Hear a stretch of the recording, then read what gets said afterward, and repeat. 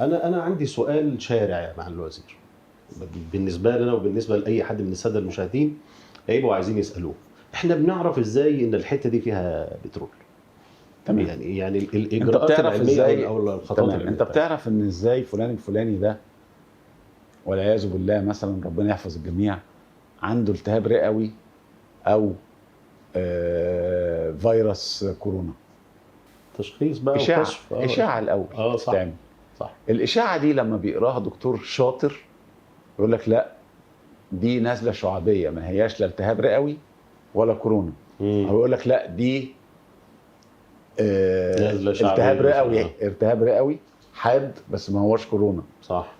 وفي واحد منكم الاول يقول لك كورونا ويدخلك في اجراءات صعبه شويه. ده كلام مظبوط. فشطاره القارئ للمساحات الجيولوجيه والمساحات السيزميه والمساحات الجويه هي اللي بتفرق ما بين شركه كبيره وشركه كبيره في القراءه بتاعت هذه التقارير. مم. طب بتتعمل ازاي القراءه؟ هو لسه في حد بيمسك اشعه ويقراها كده؟ لا.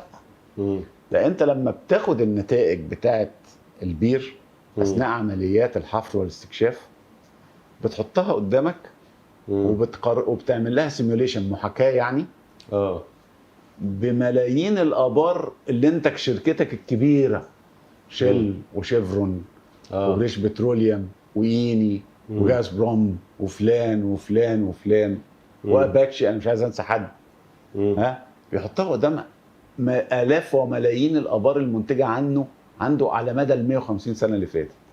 وبيشوف دول ده مقارب لانهي بير في المواصفات بتاعته، في معدلات السريان، في كميه الميه، في ضغط البير، في درجه حراره البير، في نسبه الرمله اللي جواه، في نسبه المتكثفات اللي جواه.